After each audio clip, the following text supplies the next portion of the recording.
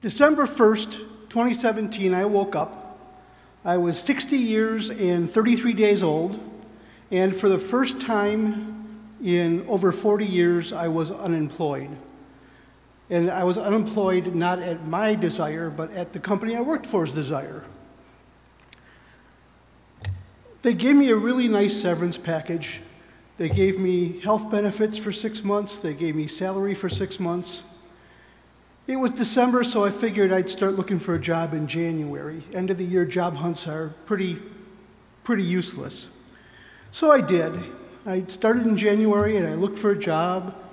I had 40 years of experience in the computer industry. I've done programming, I've done hardware support, I've done training. I figured that job would be easy to find. It wasn't.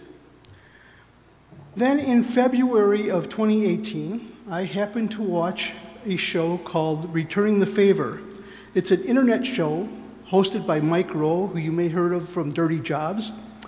And he highlights what he calls a bloody do-gooder who is doing something to help their community. In this instance, that bloody do-gooder was named Luke Mickelson, and what he did was build beds for kids who don't have them in Twin Falls, Idaho. And I looked at that and I thought, I can build beds. My buddy and I, my best friend and I, have built a wheelchair ramp for his granddaughter. We rebuilt the deck on the back of his girlfriend's, now wife's, house. We built a front porch for me and a pergola in my backyard. It couldn't be that hard. So I said I was interested, and I asked for some more information. Well, that information was in the form of a webinar that I sat through, and I was still interested by the end of it. But the next step was to go to Twin Falls to be trained on how to build beds their way. And that would have been a self-funded trip. Remembering back to when I said I was unemployed, I had some money in the bank, we could afford it. I went up to my wife and I said, honey, I need $750 to go to Twin Falls to learn how to work hard on the weekends for free.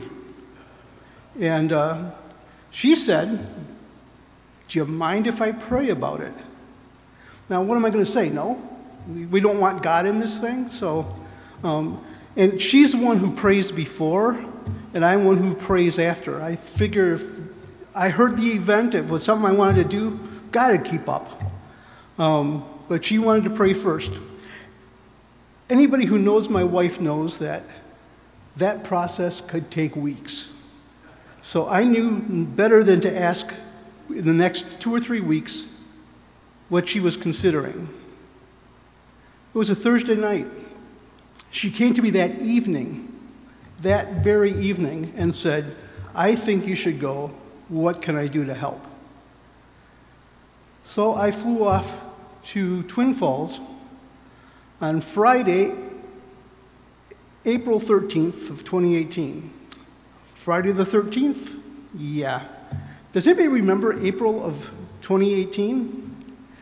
Well, let me refresh you. Friday night, a blizzard started. I flew from here, Milwaukee, to Minneapolis, and my flight in Minneapolis was delayed 2 hours to go to Twin Falls. I got to Twin Falls about 2 in the morning, and our meeting started at 8 on Saturday. So I went to bed, got up, had breakfast, went to the meetings. I was supposed to leave on Sunday to come home. So I got to the Boise airport at 6 a.m. I flew from Boise to Salt Lake City, and as soon as I landed, was told my flight was canceled. The blizzard in the Midwest was still active. Airports were closed.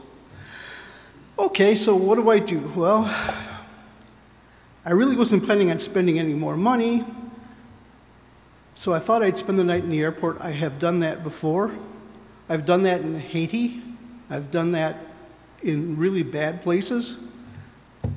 But I decided later on, as I was walking through the airport, I'd just find a close hotel, and I did. Next morning I got back to Salt Lake City, and the reroute was going to fly from Salt Lake back to Boise, and then from Boise to Seattle, and Seattle to Milwaukee.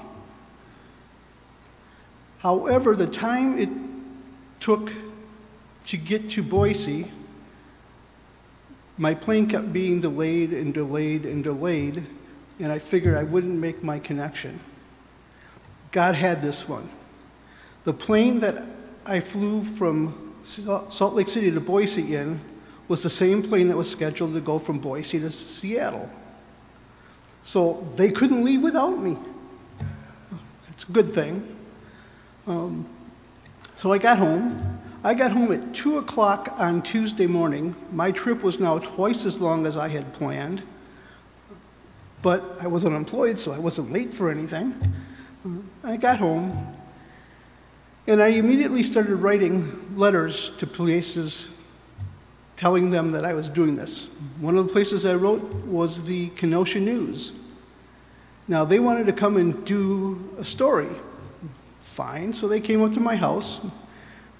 They brought a photographer who wanted to see the process of making beds. I hadn't started that process yet. So I took out a handsaw and some scrap lumber, and I cut wood, and I nailed wood together. Nothing at all like we do to make beds, but enough for there to be some pictures in the paper. From those pictures in the paper, somebody at a construction company, Bain Nelson in Kenosha, if you ever need a good contractor in Kenosha, look them up, called and said, by the way, I had also said I was going to have a June build date. I didn't have any tools, I didn't have any wood, I didn't have any funding, but I had a date. I had a friend who said that when God calls you to something, He's already planned for your stupidity. And he had some pretty good plans because I was way, way stupid on this. I had set up a delivery or a build date without anything, any funding, anything in place. Some people, like Paul, can talk to anyone. I was an avowed introvert. I hated asking anyone for anything.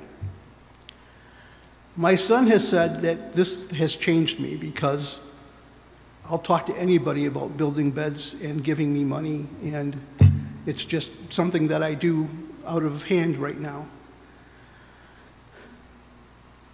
I ended up raising enough money. I bought tools from Lowe's, who gave me a 35% discount, which is awesome. They're also my wood sponsor. We built 10 beds, and that very day that we built those beds, so June 9th of 2018, my best friend and I and my wife delivered our first 2 beds to a family in Racine. The girl who lived there was riding her bike up and down the street waiting for us. And when we pulled up, she just screamed into the house, "Mom, they're here!" We carried the beds upstairs. By the way, if you ever get into doing work for God, He puts everything upstairs. I don't know, it's hard. But we carried the beds upstairs, we put them together. I have pictures of that very first girl sitting in her bed with a stuffed animal with a smile on her face that couldn't be beat.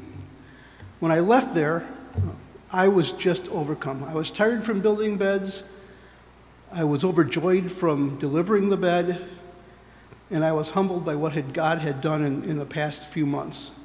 So we left there. I had tears in my eyes. Since that time, we've delivered over 750 beds in Racine and Kenosha. I've involved about 250 volunteers.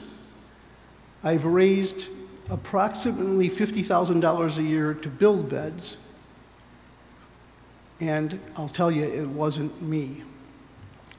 When God calls you to do something, He will make it happen. Thank you.